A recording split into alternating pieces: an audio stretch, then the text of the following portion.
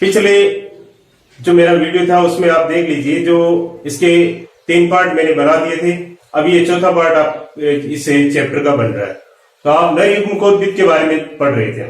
तो नया टॉपिक आपका आज का है हमारा नर युग्मकोद्भिद। नर युग्म कोद्भिद, मेल गैमेटोफाइट।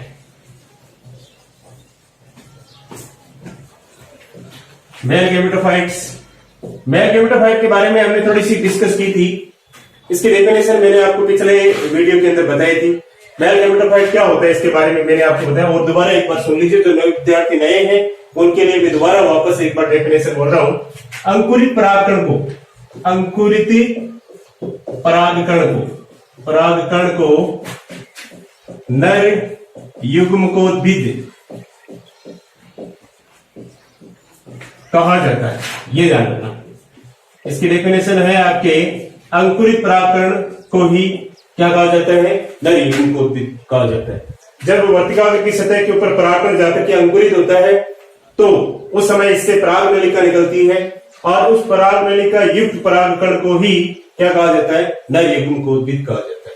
तो कुछ समय बाद आप यहाँ पे इसमें देख सकते हैं, आसानी से इसकी डेफिनेशन होगी, और डेफिनेशन होने के बाद में आप इसमें देख सकते हैं कि कुछ इसमें डिवीजन स्टार्ट होते हैं, और डिवीजन स्टार्ट होने की वजह से हमने पहले पिछले लेक्चर के अंदर भी हमने ये पढ़ा था कि डिवीजन जब स्टार्ट होते हैं तो इसमें क्या बनते हैं। देखिए, मेल गैमेटोफाइट में समसूत्री विभाजन होता है, समसूत्री विभाजन।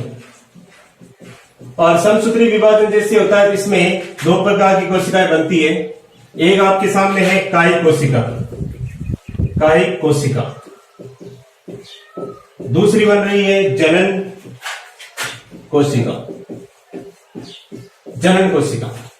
2 प्रकार की है, वेजिटेटिव सेल और जनरेटिव सेल। ये 2 प्रकार की सेल मित्रों इसमें बनती हैं, तो आप याद रखना। समसूत्री विभाजन के माध्यम से पहला इसमें नर युग्मकोद्भिद नहीं है। आप देखें इसमें नर युग्मकोद्भिद के दौरान ये लघु बीजाणु है, यहाँ पे लघु बीजाणु। नर युग्मकोद्भिद का निर्माण लघु बीजाणु से होता है, जिसे परागकण कहते हैं। परागकण में क्या होता है, समसूत्री विभाजन।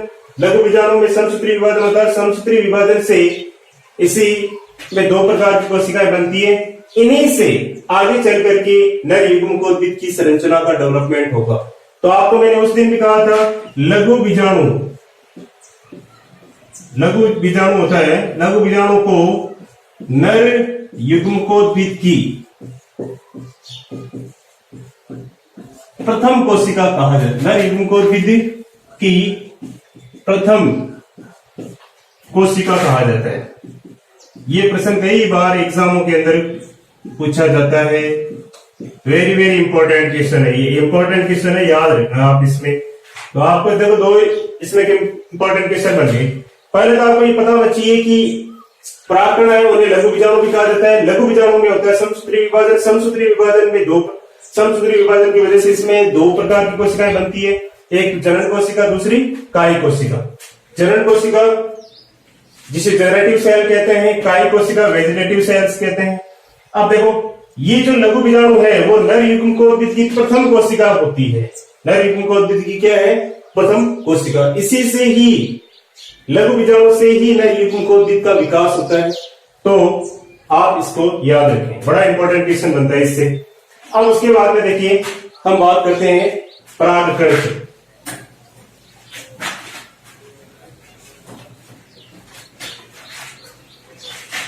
परागकण, पोलन ग्रेन्स, इसका डेवलपमेंट हमें पढ़ना है। नर युग्मकोद्भिद का परिवर्धन हमें पढ़ना है।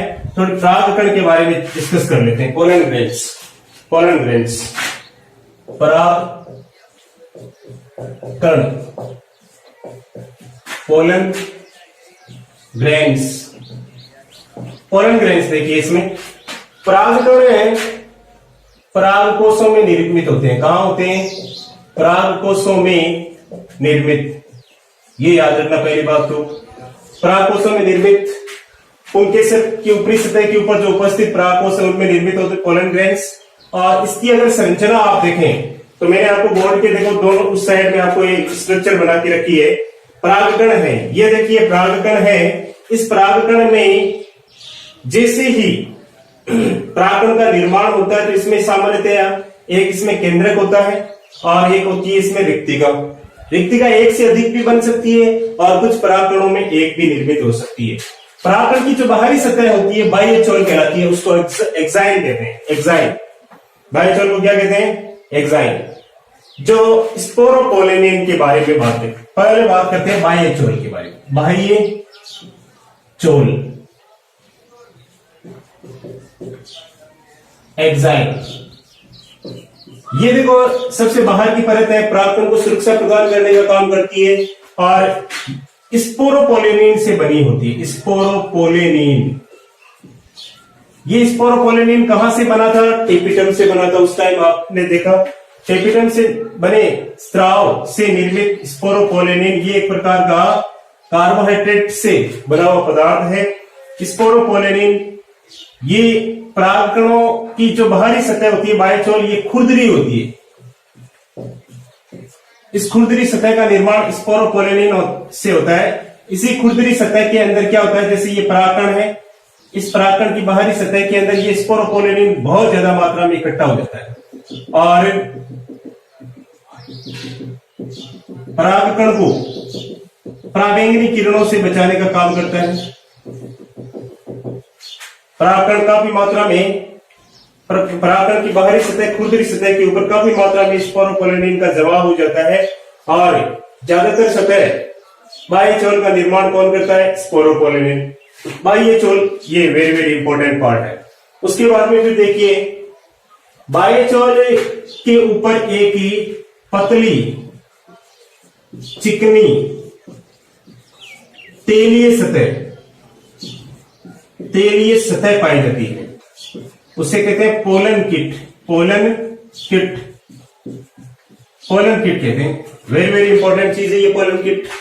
पोलन किट परागकणों के अंदर एक विशेष प्रकार का रंग प्रदान करने का काम करती है। साथ में परागकणों को चिपचिपा पदार्थ उत्पन्न करने में मदद करवाती है और इसी तेलीय सतह के अंदर एक विशिष्ट प्रकार की गंध पाई जाती है जो कीटों को अपनी तरफ आकर्षित करने का काम करती है। कीटों को आकर्षित करने का काम चिपचिपी सतह होने के कारण कीटों की सतह के ऊपर ये परागकण चिपक जाते हैं, जिससे उनका परागण की क्रिया में सहायता मिलती है। तो ये pollen kit very very important है। तेलीय चिकनी परत होती है जो क्या करती है, एक विशिष्ट गंध वाली सतह होती है। इसकी सतह चिपचिपी होती है और ये पराबैंगनी किरणों से सुरक्षा करने का काम करती है और ये चिपचिपा स्वभाव होने की वजह से कीटों की सतह पर चिपकने में मदद भी करती है, जिससे परागण की क्रिया में आसानी हो जाए। तो पोलन किट चिकनी सतह, याद रखना पोलन किट का क्वेश्चन आया हुआ है, स्पोरोपोलेनिन का क्वेश्चन आया हुआ है। ये सारे सब कहां पे प्रेजेंट होते हैं? बाह्यचोल। कहां प्रेजेंट होते हैं? बाह्यचोल पे। वेरी वेरी इंपॉर्टेंट चीज है ये। उसके बाद में फिर देखते हैं अंतःचोल।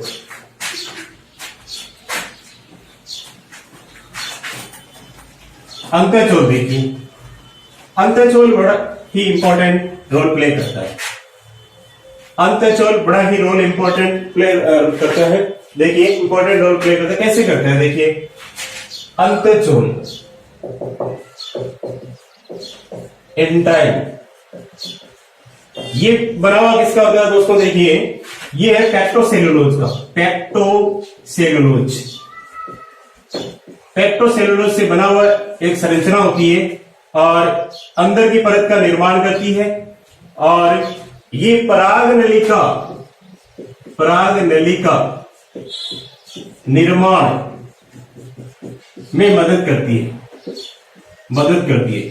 याद रखना पराग नलिका निर्माण में कौन सी परत, परागकण की कौन सी परत? अंतःचोल जो पेक्टोसेलुलोज से बनी होती है, पराग नलिका निर्माण में मदद करती है। पराग नलिका का निर्माण आपसे पूछा जा सकता है, परागकण की कौन सी सतह से पराग नलिका का निर्माण होता है? तो पराग नलिका का निर्माण होता है इसमें अंतःचोल यानी इंटाइन वाला जो पार्ट है जो पेक्टोसेलुलोज से बना है, उसी से ये पराग नलिका का निर्माण होता है।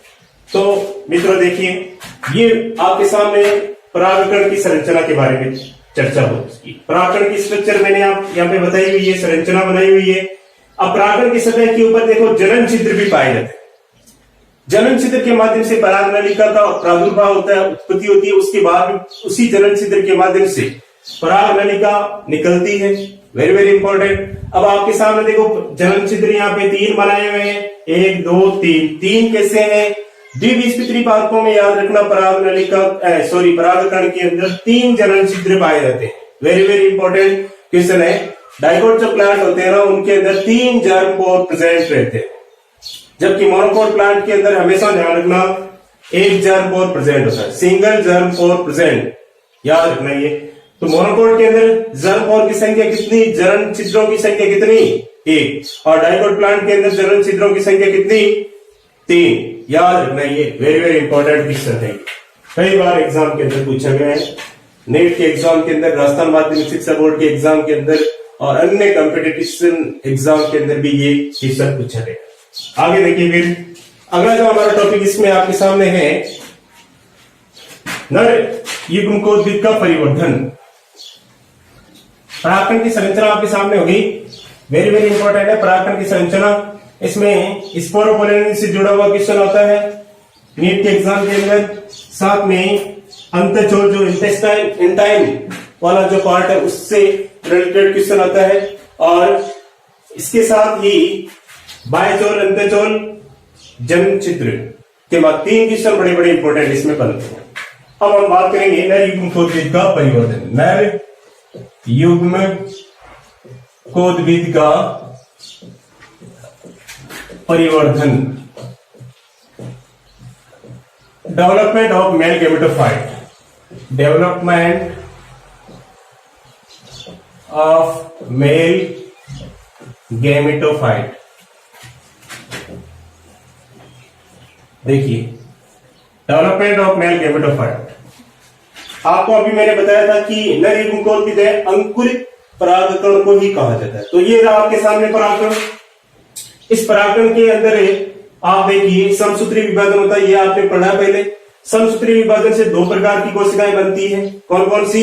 एक तो काय कोशिका, दूसरी जनन कोशिका। देखो काय कोशिका और जनन कोशिका का स्ट्रक्चर आपके सामने दे रखा है। काय कोशिका आकार में बड़ी होती है, वेरी वेरी इंपॉर्टेंट, ध्यान रखना। इसमें याद रखना परागकण है, परागकण इसमें होता है समसूत्री विभाजन, समसूत्री विभाजन, और इससे बनती है 2 कोशिका, एक काय कोशिका, दूसरी बनती है जनन कोशिका। ये 2 चीज याद रखना। काय कोशिका क्या होती है? आकार में बड़ी। इसकी तो कुछ विशेषताएं हैं, यह आकार में बड़ी होती है, आकार में बड़ी, और ये आकार में छोटी, आकार में छोटी, मसूराकार, मसूराकार आकृति की, यानी लेंस नुमा, लेंस नुमा आकृति है इसकी, याद रखना। और इसी मसूराकार आकृति में होता है। साथ में काय कोशिका का जो केंद्रक होता है बाद में लुप्त हो जाता है, केंद्रक बाद में लुप्त, और जबकि इसका केंद्रक 2 नर युग्मक केंद्रकों का निर्माण करता है, 2 नर युग्मकों केंद्रकों का निर्माण करता है। इसी के साथ देखिए 2 नर युग्मक केंद्रकों का निर्माण करता है। तो आपको ये पता होना चाहिए नर युग्मकोद्भिद का जब परिवर्तन होता है तो परागकण के अंदर समसूत्री विभाजन होता है, और समसूत्री विभाजन के दौरान इसमें 2 प्रकार की कोशिकाएं बनती है, एक काय कोशिका, दूसरी जनन कोशिका। जनन कोशिका देखो आकार में छोटी होती है, मसूराकार आकृति या लेंस नुमा आकृति की होती है। केंद्रक की 2 नर युग्मक, इसका जो केंद्रक होता है आगे चल करके 2 नर युग्मक केंद्रकों का निर्माण करता है, 2 केंद्रकों में बदल जाता है। इसका केंद्रक बाद में लुप्त हो जाता है। ये काय कोशिका आकार में बड़ी होती है। इसके साथ देखिए आरएनए की मात्रा इसमें ज्यादा होती है, आरएनए की मात्रा इसमें ज्यादा, आरएनए की मात्रा इसमें कम।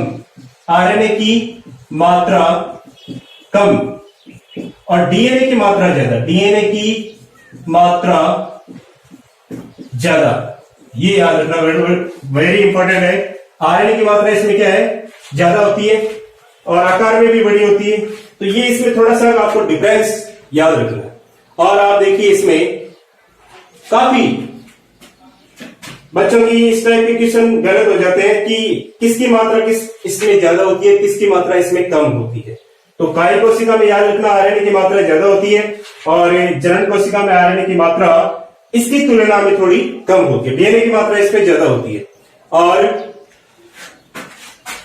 उसके बाद में फिर देखिए मेल गैमेटोफाइट का जो परिवर्तन होता है, इसमें दो प्रकार की कोशिकाएं आपने पढ़ ली है। अब हम पढ़ेंगे नर युग्मकों का निर्माण।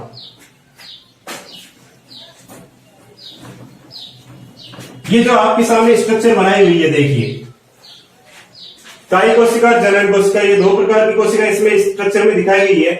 अब नर युग्मकोद्भिद में जो अंतःचोल होता है, सॉरी परागकण के अंदर जो अंतःचोल होता है, परागकण के अंदर जो उपस्थित अंतःचोल जनन छिद्र के माध्यम से, जर्मकोर के माध्यम से बाहर निकलता है और बाहर निकलते ही एक पतली ट्यूब लाइक स्ट्रक्चर का निर्माण कर लेता है।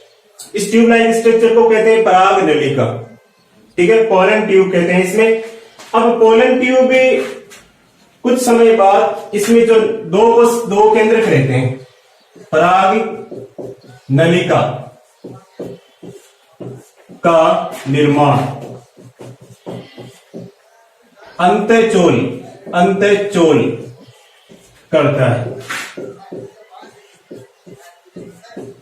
वेरी वेरी इंपॉर्टेंट क्वेश्चन है ये। पराग नलिका का निर्माण कौन सा चोल करता है, इंटाइन वाला पार्ट, अंदर वाला।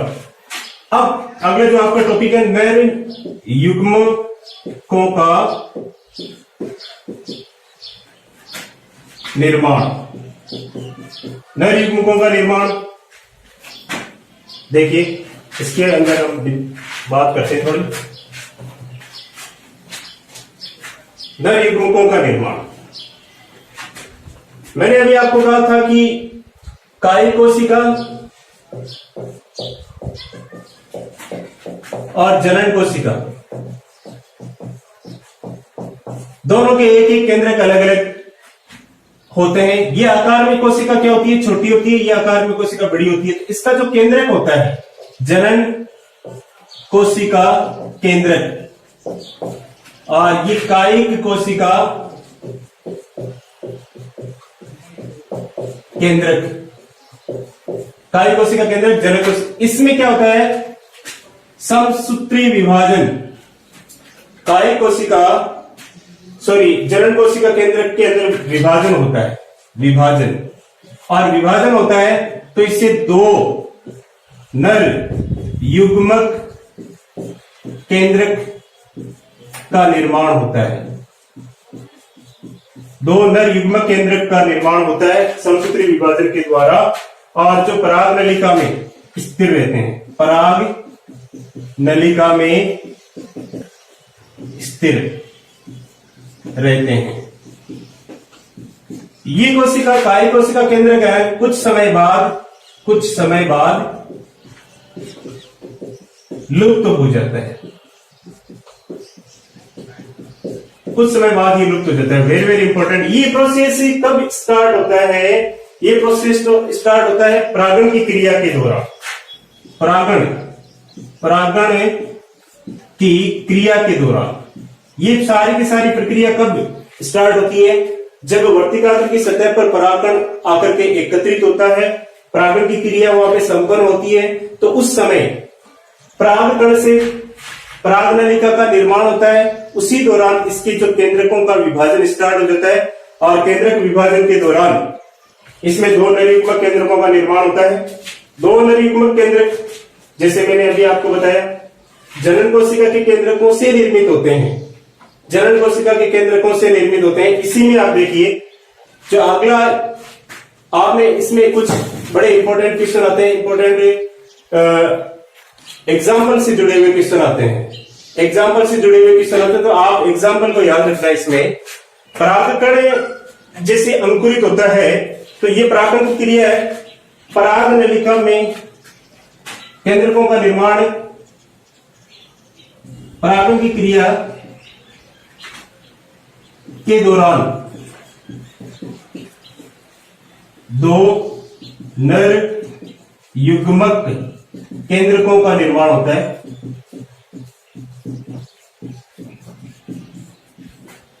परागण के दौरान अंकुरण, परागण के दौरान पराग नलिका का अंकुरण होता है, उस समय दो नर युग्मक केंद्रकों का निर्माण होता है। और इसी के अंदर कुछ एग्जाम्पल यहाँ पे दे रखे हैं। कुछ पौधों के अंदर हम देखते हैं कि परागण की क्रिया से पहले ही दो नर युग्मक केंद्रकों का निर्माण हो जाता है। जैसे उदाहरण यहाँ पे है कुल्फा, एग्जाम्पल है इसमें कुल्फा, और एक एग्जाम्पल इसका है बंदर बाटी। ये दो इसके एग्जाम्पल है, कुल्फा और बंदर बाटी। इसमें परागण के तुरंत पश्चात परागण की क्रिया के तुरंत पश्चात दो नर युग्मकों का निर्माण हो जाता है। और अधिकतर एंजियोस्पर्म पादपों के अंदर पराग नलिका के अंदर ही दो नर युग्मकों का निर्माण होता है। ये आपको याद रखना है। इसमें आप एग्जाम्पल भी देख सकते हैं। लिलियम जो प्लांट होता है ना, लिलियम एक वाटर में पाया जाने वाला प्लांट है, लिलियम फ्रिटिलेरियम। और इसी प्लांट के अंदर आप देख सकते हैं नर युग्मकों का निर्माण परागण की क्रिया के दौरान ही हो जाता है, पराग नलिका में होता है। तो इसी के साथ ये वीडियो मैं कंप्लीट करता हूं। जय हिंद, जय भारत।